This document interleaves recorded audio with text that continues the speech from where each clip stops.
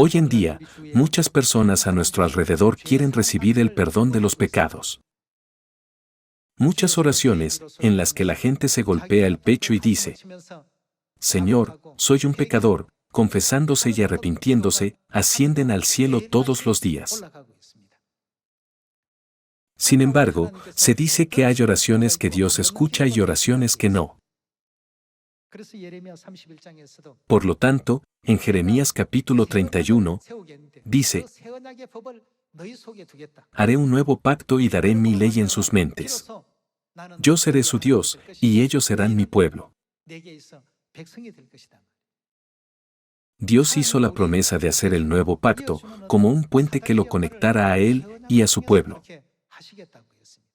Además, este nuevo pacto no fue establecido por nadie más sino por Dios, quien tiene la autoridad para perdonar pecados. Significa, el que guarda estas cosas es el que cree en mí.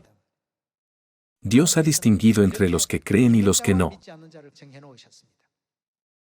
Hoy en día, los que asisten a la iglesia dicen: todos creemos en la sangre de Jesucristo derramada en la cruz, y creemos en Jesús. Pero entre las palabras de Jesús están: nunca os conocí, apartaos de mí, hacedores de maldad. Ellos dicen: creemos, pero Jesús les responde: nunca os conocí. ¿Qué fue lo que se interpuso entre ellos y Jesús? Fue la iniquidad lo que los separó de Cristo. Entonces, ¿a quién dice Jesús: los conozco? Sobre el pueblo que retiene en su interior la verdad de la Pascua del Nuevo Pacto, Él dice: yo los conozco. ¿Por qué? La razón de esto es que están haciendo exactamente lo que Dios ha mandado. No es porque no son mi pueblo que no han guardado mi pacto, mis ordenanzas y mis leyes, y no las han seguido. Por eso no te conozco en absoluto. Ellos dijeron: creemos. Sin embargo, Jesús los juzgó diciendo que ellos no creían en Él. Hace 2000 años, en la época del Hijo, Jesús demostró a muchos que tenía la autoridad para perdonar pecados. Podría haber dicho simplemente: levántate, paralítico, sé sanado. Pero Él dijo: tus pecados te son perdonados, para mostrar que podía ejercer la autoridad para perdonar pecados incluso mientras estaba en la carne en esta tierra. En esta última época del Espíritu Santo, ¿en nombre de quién podemos confiar para recibir el perdón de los pecados? ¿Quién puede perdonar nuestros numerosos pecados en el cielo? No creo en el Padre y la Madre, pero porque comí el pan de Pascua y bebí el vino, puedo entrar en el cielo. No puede existir tal pacto que excluya a aquel con quien se hizo el pacto. Los fariseos y los maestros de la ley eran descritos como legalistas porque pensaban que era suficiente con observar los decretos y las leyes, excluyendo a Jesús, el Salvador. La razón por la que existe la ley es porque Dios existe. ¿Acaso no es cierto que la ley del nuevo pacto se hace efectiva cuando tenemos un temor reverente de Dios, quien vino a la tierra en la carne? Por eso, en esta época del Espíritu Santo, se nos ha concedido la Pascua del Nuevo Pacto para que podamos recibir el perdón de los pecados. Durante más de 1600 años, el Nuevo Pacto fue pisoteado por Satanás y destruido, pero Cristo Ahnsahnghong lo restauró uno por uno. Él restauró todas las leyes y ordenanzas que habían sido rotas y quebrantadas. Además, hizo un pacto con nosotros. El que come mi carne y bebe mi sangre recibirá el perdón de los pecados. Pero también, ¿qué nos concederá? Se fue habiendo establecido con nosotros un pacto de verdad, prometiendo concedernos incluso la vida eterna. Sin embargo, el pacto de la verdad no fue hecho únicamente por el Padre. Es necesario tener fe tanto en el Espíritu como en la esposa, para que el perdón de los pecados y la salvación se cumplan en la época del Espíritu Santo.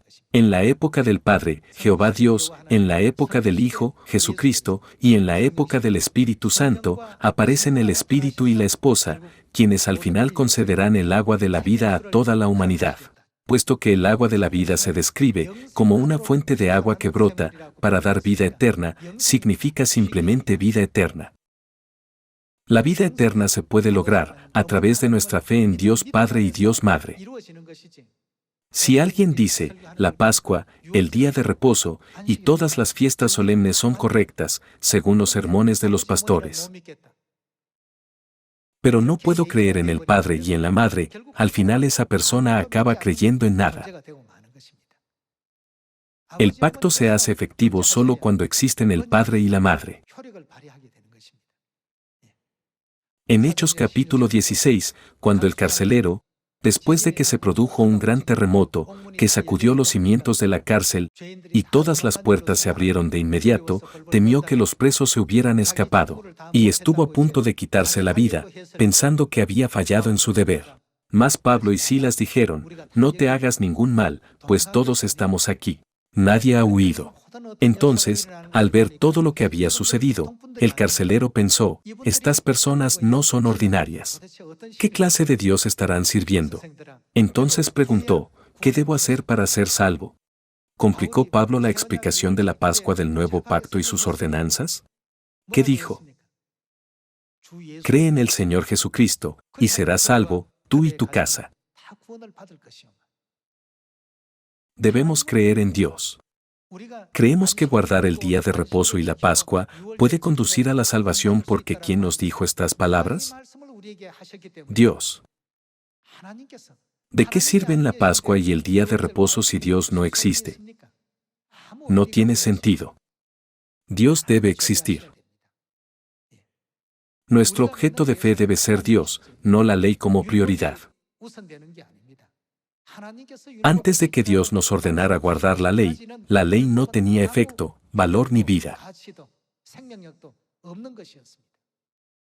Sin embargo, cuando Dios ordenó a sus hijos que guardaran las leyes y ordenanzas del nuevo pacto, diciendo, si lo hacen, les perdonaré sus pecados, fue a partir de ese momento que estos estatutos cobraron significado. ¿No es así? Por favor, piénselo detenidamente. Hay un joven y una joven. Antes de casarse, no eran nada el uno para el otro. Son extraños el uno para el otro, ¿verdad? Aunque eran extraños, cuando hacen un pacto y tienen la ceremonia de boda, su relación se vuelve significativa. Y si de esa unión nace un hijo, entonces se convierten en una familia con un vínculo que no puede romperse, ¿cierto? Así también, las leyes, ordenanzas y preceptos tienen una relación semejante a esta. Todas las instituciones del nuevo pacto que guardamos cobran vida desde el momento en que Dios las ordena. Tal como dice en Mateo capítulo 7, creen que creen, diciendo, Señor, Señor, profetizamos en tu nombre. Cuentan sus impresionantes currículums religiosos, pero a los ojos de Jesús no era la fe a la que Dios había prometido la salvación. Hoy en día, la mayoría de las iglesias mantienen su propia versión de la fe. Damos infinitas gracias y gloria al Padre Celestial Ansanjón y a la Madre Celestial Nueva Jerusalén, que vinieron a esta tierra en la época del Espíritu Santo, llamándonos a la fe del pacto prometido por Dios y para concedernos el perdón de los pecados.